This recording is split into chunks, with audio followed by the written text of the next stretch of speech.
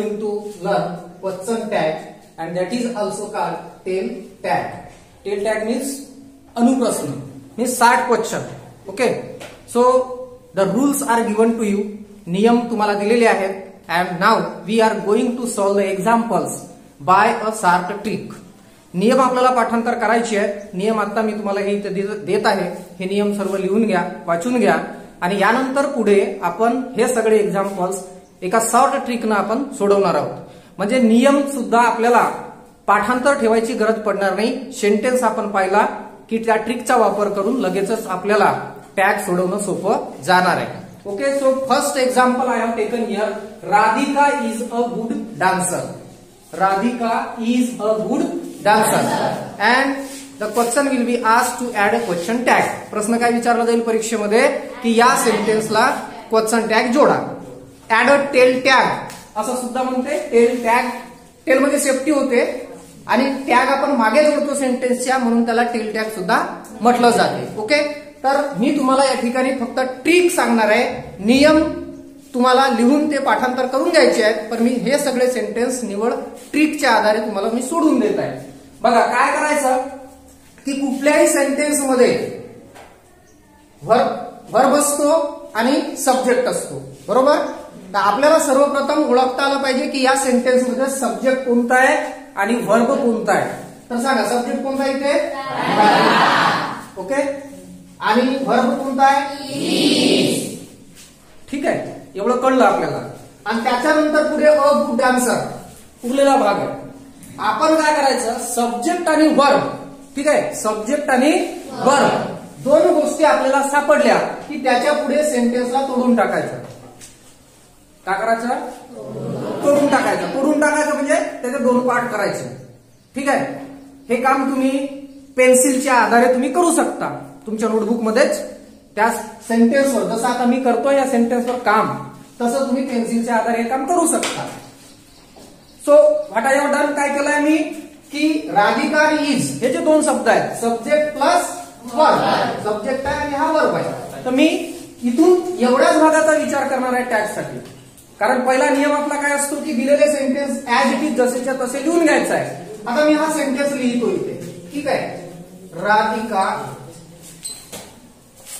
Is a good dancer. इथपर्यंत sentence मी as it is लिहिला आणि त्यानंतर मला द्यायचा इथे कॉमा. ठीक आहे, एवढं आपल्याला माहिती आहे की सेंटेन्स जो दिलेला आहे तो जसाच्या तसा लिहायचा ना. तो झाला की लिहून झाला की त्याच्या पुढे कॉमा द्यायचा. तो की इथे फुल स्टॉप होता, आपण इथे कॉमा दिला आणि त्याच्या पुढची प्रोसिजर आता सुरू होते आपली. तर इथे जे नियम आहेत, ठीक आहे, या नियमांचा रट्टा तुम्हाला मारण्यापेक्षा ट्रिकचा वापर करता येईल आणि हे तुम्हाला सोपं वाटेल. बघा की या ठिकाणी आपण राधिकाने जे दोन वर्ड्स काढलेले आहेत, ठीक आहे. राधिका फर्स्ट नंबरवर आहे आणि हीच सेकंड नंबरवर आहे. ठीक आहे, तुम्ही ह्याला हवं तर नंबर पण देऊ शकता, हा 1 आणि हा 2, आणि मग उरलेला जो पार्ट आहे हा नंबर 3. आपल्याला नंबर 3च्या पार्टची काही देणं घेणं नाही. आपल्याला फक्त पाहिजे हे दोन, सब्जेक्ट आणि वर्ब. याला काय करायचं, आपल्याला त्या सेंटेन्सच्या पाठीमागे लिहून टाकायचं आहे. पण ते लिहित असताना मात्र आपल्याला याची करायची अदलाबदल. म्हणजे 1, 2 काय झालं, 12, 12 झालं. आणि प्लस तिकडे तिसरा जो वर्ड येतो ना, बाकी जो भाग येतो ना, त्याला आपण असं लिहिलं जर 1, 2, 3 है ना, याच्यातून आपल्याला 3 नंबरचा पार्ट घ्यायचा नाही, फक्त 1, 2. याचं काय करायचं, 2, 1, 2 वर्ड. म्हणजे आधी हेल्पिंग वर्ब, हेल्पिंग वर्बच्या फॉर्म मध्ये असलेला जो वर्ब आहे, ठीक आहे. इज हा हेल्पिंग वर्ब सुद्धा आहे आणि तो मेन वर्ब सुद्धा आहे. ऍक्शन वर्ड नाही आहे लक्षात ठेवा, परंतु तो मेन वर्बचं पण काम करतो, म्हणून त्याला प्रायमरी ऑक्झिलरी वर्ब म्हणतात. ठीक आहे, तर या ठिकाणी आपण इज आणि राधिका हे दोन इकडे टॅग मध्ये आपण वापरणार आहे. तर काय ट्रिक वापरली मी की सेंटेन्सचे दोन पार्ट केले. दोन पार्ट करत असताना पहिल्या पार्ट मध्ये जे दोन वर्ड्स आले यस प्लस व्ही, त्यांना मी काय करतोय, त्यांची जागा उलटी करतोय, चेंज करतोय. ठीक आहे, म्हणजे राधिका इज आहे तर काय होईल मग, इज राधिका होईल की नाही, इज राधिका. तर मी या ठिकाणी लिहून टाकतो आधी इज राधिका, इज राधिका. ठीक आहे, घाई करू नका, नाही तर म्हणाल का सर हे तर चुकलं, परंतु घाई करायची गरज नाही. आता बघा, कोणत्याही सेंटेन्स मध्ये आपण एकदा का नाउन वापरला की त्याच्या पुढे त्या नाउन साठी आपण घेत असतो प्रोनाउन. याचा अर्थ काय की 2 वेळा या एकाच वाक्यामध्ये राधिका येणार नाही. मग राधिकासाठी त्या ठिकाणी काय वापरला पाहिजे? सी हा प्रोनाउन वापरला पाहिजे. बरोबर, हे कळलं आपल्याला. सी हा प्रोनाउन वापरला पाहिजे, परंतु अजूनही टॅग पूर्ण झालेला नाही. ठीक आहे, का झाला नाही? आता शेवटी आपल्याला क्वेश्चन मार्क द्यायचा असतो, कारण तो क्वेश्चन टॅग असतो आणि हे विसरायचं नाही. क्वेश्चन मार्क तुम्ही जर दिला नाही तर तो टॅग अपुरा राहील, लक्षात ठेवा. आता एक गोष्ट महत्वाची या ठिकाणी आपल्याला लक्षात द्यायची आहे की गिवन सेंटेन्स जो आहे, ठीक आहे, given sentence Radhika is a good dancer हा पॉझिटिव्ह आहे की निगेटिव्ह आहे? Positive. If the sentence is positive, हा पॉझिटिव्हचा साइन दिला, ठीक आहे, positive. If the sentence is positive, हा जो लिहिलेला मी सेंटेन्स आहे हा काय लिहिलाय मी? पॉझिटिव्ह आहे, निगेटिव्ह नाही आहे, म्हणजे होकारात्मक आहे. यालाच आपण अफिर्मेटिव्ह म्हणतो, अफिर्मेटिव्ह. तर होकारात्मक वाक्य जर असेल म्हणजे पॉझिटिव्ह सेंटेन्स असेल तर तुमचा जो टॅग आहे हा निगेटिव्ह आला पाहिजे. काय आला पाहिजे? निगेटिव्ह आला पाहिजे. पक्क रटून टाकायचं हे की सेंटेन्स पॉझिटिव्ह तर टॅग निगेटिव्ह. याचा अर्थ काय? जर समजा तुमचा सेंटेन्स निगेटिव्ह असेल तर मग टॅग काय राहील? पॉझिटिव्ह राहील. ह्या दोनच ट्रिक तुम्हाला लक्षात घ्यायची आहे. कोणती? की 2 पार्ट करून टाकायचे आणि पहिल्या पार्ट मध्ये दोन्ही शब्द उलटे करायचे, जागा त्यांची बदलवायची. ठीक आहे, ती बदलवली आपण, एक ट्रिक झाली. दुसरी ट्रिक की सेंटेन्स पॉझिटिव्ह टॅग निगेटिव्ह. आणि झालं, इथंच संपलं. तुमचे 2च ह्या ट्रिक आहेत आणि हे 2च रूल आहेत.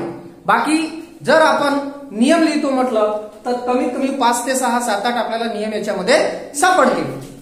अनेक सेंटेन्स आपण घेऊ आणि त्याच्या माध्यमातून तुम्हाला पुढचं काय ते आणखी लक्षात येईल. तर बघा, आता हा सेंटेन्स पॉझिटिव्ह होता त्याच्यामुळे मला टॅग करायचा आहे निगेटिव्ह. मग निगेटिव्ह कसं केलं जाते?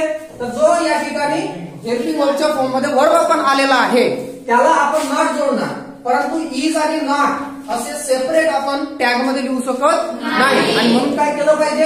याचा कॉन्ट्रॅक्टेड फॉर्म केलं पाहिजे. आता 8व्या वर्गामध्येच तुम्ही कॉन्ट्रॅक्टेड फॉर्म्स आणि फुल फॉर्म्स 8वीच्या इंग्लिशच्या पुस्तकामध्ये तुम्ही शिकलेले आहे, तर त्याचा वापर करा.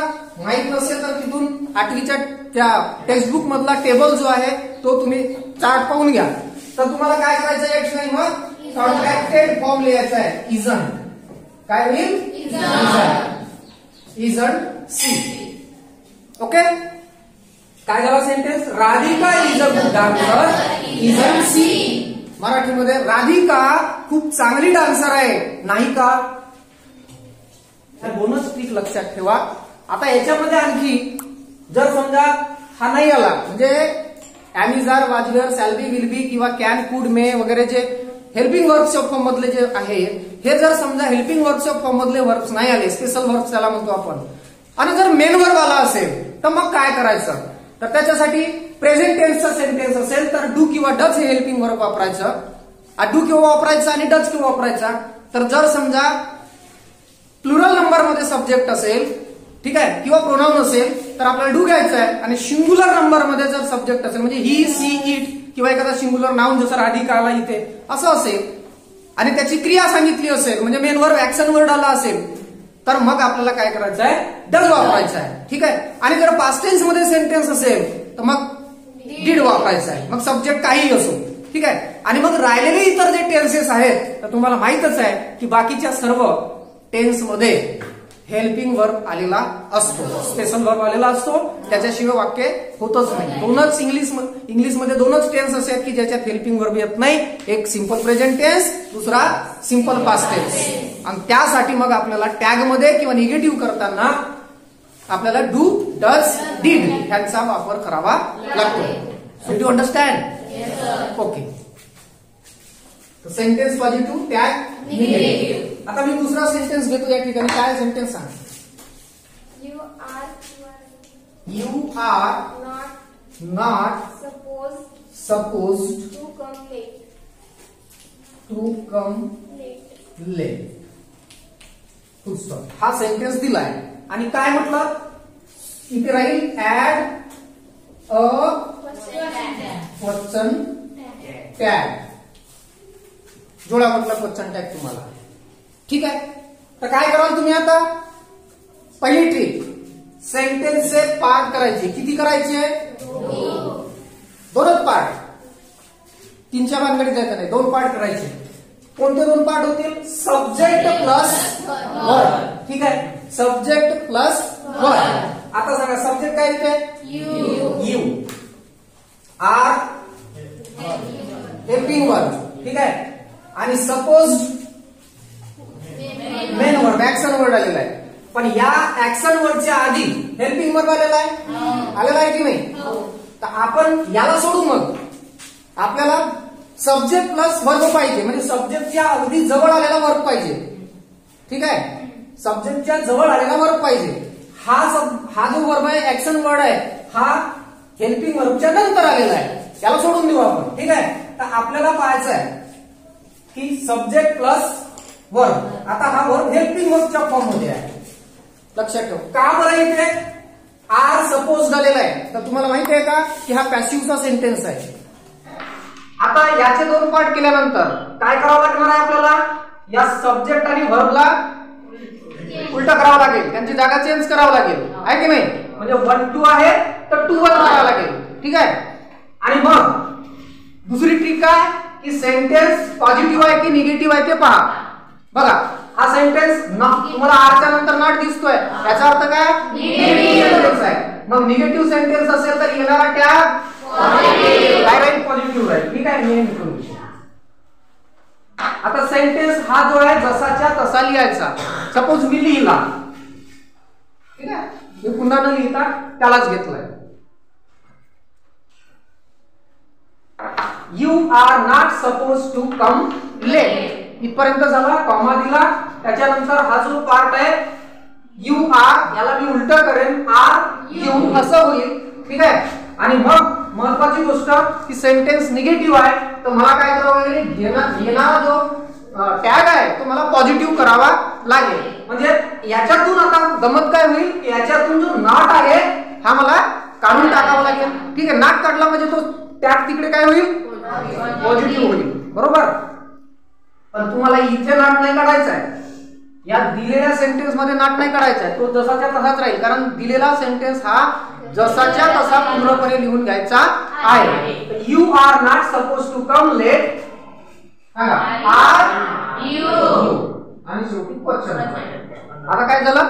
दोनच ट्रिकचा वापर केला ना आपण. You are not suppose to come late, comma दिला, आणि यू आर होता त्याला आर यू केला. ठीक आहे, यू आर होता त्याला आर यू केला, आणि क्वेश्चन मार्क दिला. ठीक आहे, नॉट कुठे गेला? तर सेंटेन्स निगेटिव्ह होता, त्याच्यामुळे टॅग मध्ये आपण त्याला पॉझिटिव्ह केला, म्हणून नॉट निघून गेला. म्हणून टॅग मधून, टॅग मध्ये नॉट आला नाही, पण सेंटेन्स मध्ये मात्र तो निघणार नाही. हे तेवढं महत्वाचं आहे, लक्षात घ्या. तिसरा सेंटेन्स,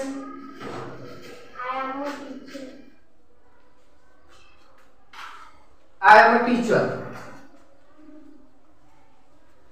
आता इथे तुम्हाला एक गमतीदार गोष्ट पाहायला मिळेल. I am a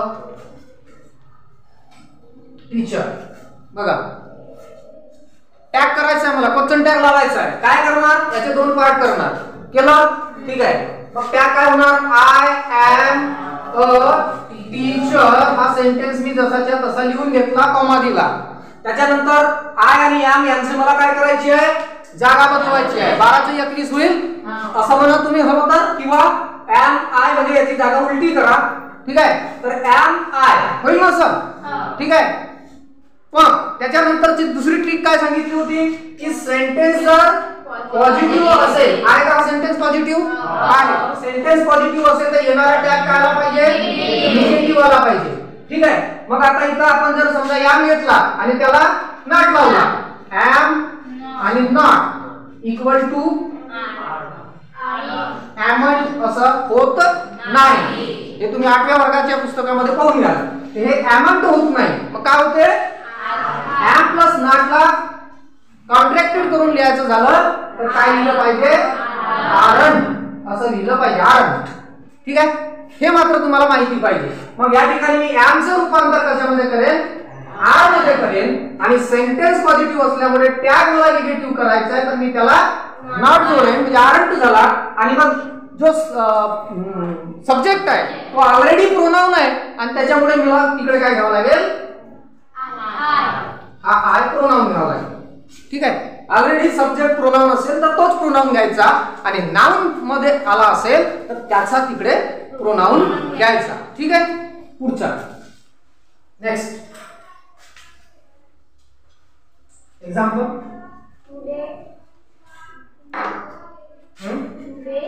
today India will win the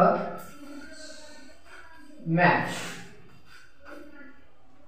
हा एक्झाम्पल ऑब्वियसली मी घेतलेला आहे कारण मी तुम्हाला ट्रिक जी दिली आहे की वा पार्ट करायची आणि पहिल्या पार्ट मधल्या 2 शब्दांची जागा बदलवायची तर तुम्हाला कदाचित वाटेल की बाबा पहिला जो येणारा वर्ड आहे तो म्हणजे सब्जेक्ट वाटू शकते परंतु तसं नसते आता या ठिकाणी पहा today comma India will win the match आता पहा या ठिकाणी टुडे जरी स्टार्टिंग मध्ये असला तरी तो त्या वाक्याचा सब्जेक्ट नाही डुअर ऑफ द ऍक्शन आहे का टुडे नाही तो काय सांगतो तो ऍक्शन केव्हा घडली तो सांगतो म्हणजे त्याला आपण ऍडवर्ब म्हणतो हा ऍडवर्ब सुरुवातीला आलेला आहे तो इकडे पण जाऊ शकतो India will win the match today last मध्ये पण जाऊ शकतो ठीक आहे तर ह्याच्याशी आपल्याला सब्जेक्ट म्हणून काही देणं घेणं नाही तर टॅग मध्ये त्याला जागा न बदलवता जसंच्या तसं घेऊन घ्यायचं ठीक आहे